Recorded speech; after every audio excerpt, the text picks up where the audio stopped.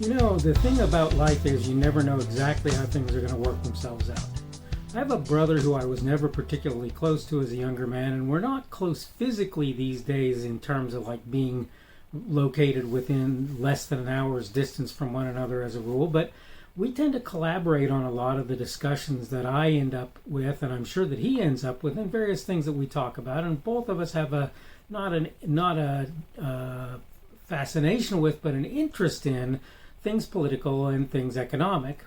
And when I discussed the idea that I'm going to bring up on today's Daily Summation from Kurt's Religion and Politics, and by the way, I'm your host, I'm Kurt, and today is Thursday, the 20th of May of 2021. Thanks for everybody who's here on Rumble, on the podcast, and YouTube. When I was talking to him literally just yesterday on this subject, and it was a spontaneous conversation that had nothing to do with the video that I was going to record today on wages and prices. We just happened to talk about this thing. He pointed out something that made me solidify a conclusion that I'd already come to in my way of looking at things. And it is this concept of relative worth. If you ask a person who doesn't really care for bread how much a loaf of bread is worth, he or she may tell you it's not worth very much because all I can really do with it for the most part is feed ducks. Or, something like that. The point is that the relative worth of bread for that individual is based on what he or she is going to use it for, right? This is an important idea, and I'll get into that why a little bit more as we go along. But let me go ahead and read through my notes so that you get an idea where this particular piece started out. You always have people who make the absolutely ludicrous statement that raising the minimum wage makes sense, and by the way, raising any wage makes sense without talking about controlling prices as well. Even when you get past the point of people getting fired or having their hours reduced and businesses shuttering forever, even when you get past the invariably horrible effect on smaller players, you still have to deal with the obvious. Wages go up for the lowest wage earners, right? That's what we're doing. We're making a minimum wage. We're raising the minimum wage. Wages then go up for a large number of lower wage earners who were above the minimum wage. And that way they're not being paid. I said so they're not being paid minimum wage or below. But the fact is there are people who are above minimum wage by a couple of dollars. And you have to remember that for those people, if minimum wage goes up, the idea of them doing better than minimum wage means you're going to have to raise their wage a couple of dollars below minimum wage, even if minimum wage only goes up $1. So if minimum wage was $11 and it goes up to $12, now they have to be making $14 in order to be making $2 over minimum wage, as opposed to making $13 that they were, right? Okay. So wages go up for a large number of low wage earners, so they're not being paid the minimum wage or below or just above it or whatever. In other words, they get paid for the supposed abilities that they've gained along the way. Now here's where it gets bad. As a result of this, the prices go up in compensation for what those making goods or offering services have to pay their employees or have to make in order to have that happen. The simple term for this is obvious. It's inflation. In the end, you come out right where you were before, if not worse. Sometimes you might come out a tiny bit better. It just depends on how things work out. But the point is, if you up the cost of making bread by $2 an hour, then you have to up the cost of the amount of bread made in an hour by $2 unless you happen to be really skimming a lot of profit out of bread making. And I'm just here to tell you the smaller businesses particularly are not doing that.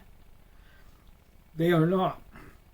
A little mom and pop bakery, they're not making a lot of money out of what they're doing.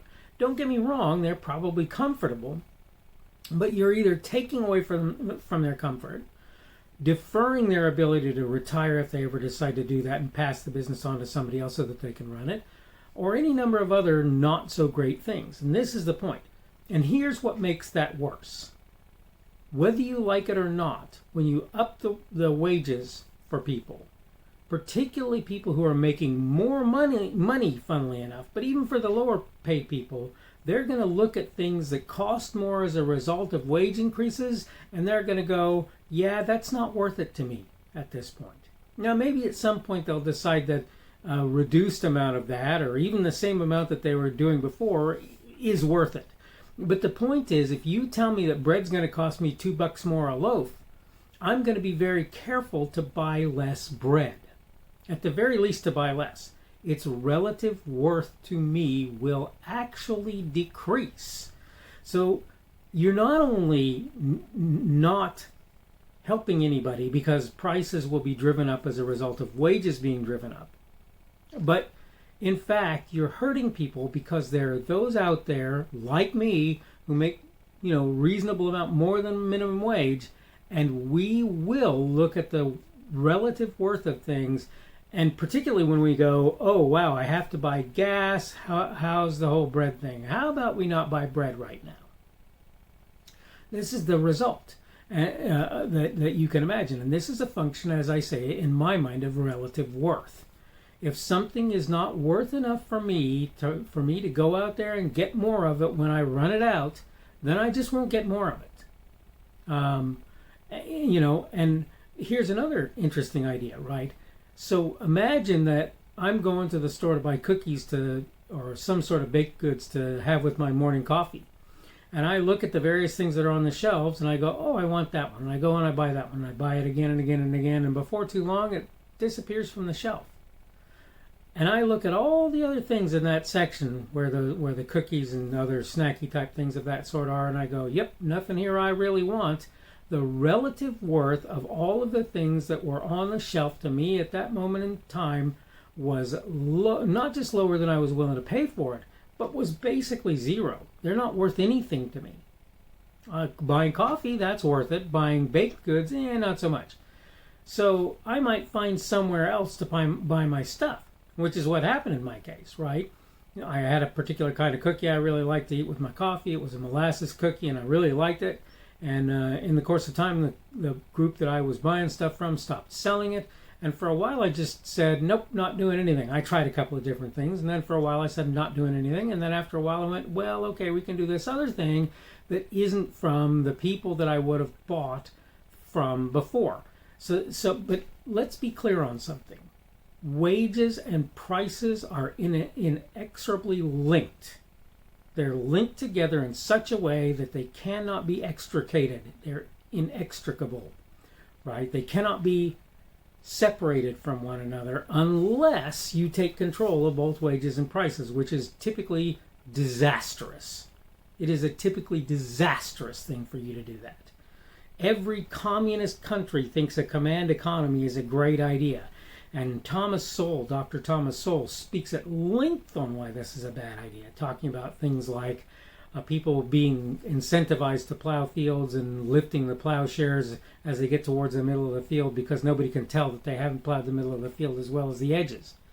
And this blighted growth in the middle and nice-looking growth out on the outside to make it look better, right? He also talks about the idea of the Russian government, I think, or the USSR government putting a premium on beaver pelts or something like it. And so you couldn't buy underwear, and beaver pelts were rotting in the warehouse because they couldn't sell them. The point is, unless you take control of prices as well, which never ends well, which never works well, upping the minimum wage is a dumb idea because all it does is moves everybody's wage up, increases the cost of goods and services as a result, and through inflation, right? And this means that people's pay is basically the same thing it was before, if not a tiny bit more, a tiny bit less, which is going to happen anyway as a natural process. And this is what I'm trying to bring out today in this subject that we've just talked about on today's edition of the Daily Summation from Kurt's Religion and Politics. I really wanted to get to this idea that wages and prices are linked in such a way that if you change wages, prices will change with them, which will make it so that the wages become worth less as you go along, and will make it so that the increase in price is not so good. As I say, this is the Daily Summation from Kurt's Religion and Politics, and I'm your host, and I'm Kurt. Today is Thursday, the 20th of May of 2021. Tomorrow will be Friday, the 21st of May of 2021. Got Thursday in my notes. Oops. Again, today's subject has been wages and prices. Tomorrow we're going to talk about free education. I'm going to air quote free here. I didn't do that in the title, but I probably should have, because that's how that works out. But again, that's something we're going to discuss tomorrow when we get back together. Hope you're doing well today. We're having, again, reasonably pleasant weather here in my area. Still looking for work in my day job, but I have some promising leads, so hopefully that'll work out well for me. I hope that you are doing well, as I say, and hopefully we'll see you again on tomorrow's Daily Summation.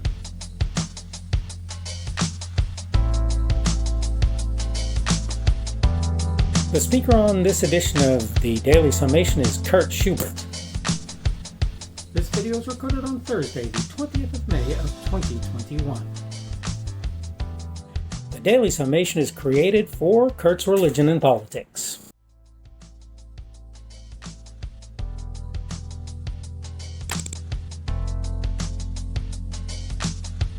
Thanks for watching this edition of the Daily Summation from Kurt's Religion and Politics. I hope you found it entertaining or instructional, or maybe both.